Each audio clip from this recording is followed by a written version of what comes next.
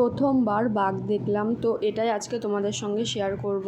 Hello everyone, অনেক দিন mini blog share করা হয় না, ভাবলাম তোমাদের সঙ্গে একটা মিনি ব্লগ শেয়ার করা যাক। তো আগেই বলে দিচ্ছি, এই ভিডিওটা বেশ কয়েক মাস আগের, মানে 2024-এর ডিসেম্বর মাসের ভিডিও। এটা ভিডিওগুলো গ্যালারিতে পড়েছিল, ভাবলাম এটা তোমাদের সাথে শেয়ার করা যাক। এখানে আমি অনেক ভিডিওই কালেক্ট করতে পেরেছি যেগুলো আমার গ্যালারিতে ছিল, আর অনেক ভিডিও ডিলিট করে দিয়েছিলাম। তো যেমনটা দেখতে পাচ্ছ, আমরা বেরিয়ে পড়েছি আর আমরা চিড়িয়াখানায় চলে এসেছি। আর প্রথমে দেখো ম্যাকাও দেখে নিয়েছি, আর দেখো এখানে দুটো ম্যাকাও একসঙ্গে কেমন ঝগড়া করছে। যাই হোক, আমরা না প্রথমে পাখির দিকেই গিয়েছিলাম। তো এখানে অনেক পাখি আছে যেইগুলোর আমি নাম জানি না, আর তাছাড়া এখানে অনেক প্রাণী আছে যেইগুলো আমি আগে কোনো দিন দেখিওনি বা নামও শুনিনি। এরকম অনেক প্রাণী দেখেছি। আচ্ছা, আলিপুর জোর খোলার টাইম হচ্ছে সকাল 9টা থেকে, বন্ধ করার টাইম হচ্ছে বিকাল 5টা। তারপর বাঘ দেখলাম, আর আমার দেখে নিজের চোখে বিশ্বাসই হচ্ছিল না যে আমি সামনাসামনি দিয়ে দেখছি। ছোটোবেলায় বইতে পড়েছি, বড় হয়ে মোবাইলে দেখেছি, কিন্তু সামনাসামনি দিয়ে দেখার সুযোগ হয়নি। তো আজকে দেখে নিলাম।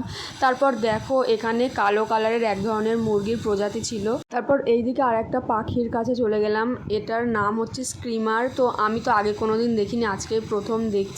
আমি এখানে এই পাখিটার নাম জানি না। এটা হচ্ছে কি, ওই যে ডানাগুলো তুলে পুরো একদম মুখের সামনে নিয়ে যায়, ওই যে ওই পাখিগুলো। তারপরে এখানে সারসের মতো আর একটা কিছু একটা পাখি ছিল, তো এটার নামও আমি জানি না।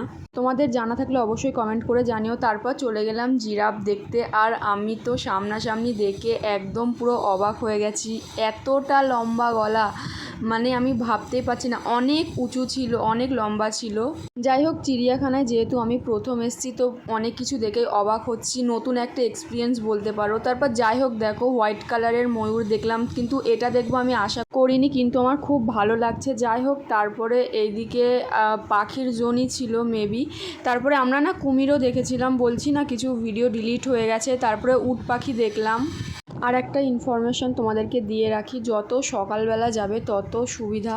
এটার দুটো কারণ আছে। প্রথম কারণটা হলো তোমরা সব প্রাণী দেখতে পাবে, আর দ্বিতীয়ত হচ্ছে ভালোভাবে দেখতে পাবে, ভিড়টা কম পাবে। যাই হোক, আমরা না একটু কিছু খেয়ে নিয়েছিলাম, কারণ আমরা একটু সকাল করে গিয়েছিলাম। তারপর যাই হোক, আমরা গোহেরকেল সাপ দেখলাম, সাপের জোনে গিয়েছিলাম। তারপর জেব্রা দেখলাম, আর এখানে না অনেক প্রাণী আছে, আমি নাম জানি না। আমি এই কথাটা অনেকবার বলছি, যদি তোমরা জেনে থাকো অবশ্যই কমেন্ট করে জানিও।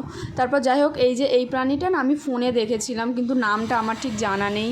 প্রত্যেকটা প্রাণীর খাঁচার বাইরে তার নাম লেখা ছিল, কিন্তু আমার মনে নেই, যেহেতু আমি 9 মাস পর ভিডিও এডিট করছি। যাই হোক, এখানে দেখো গরিলা দেখলাম, আর এটা দেখে তো টাকা উসুল হয়ে গেছে ভাই। তোমরা শুধু সাউন্ডটা শোনো।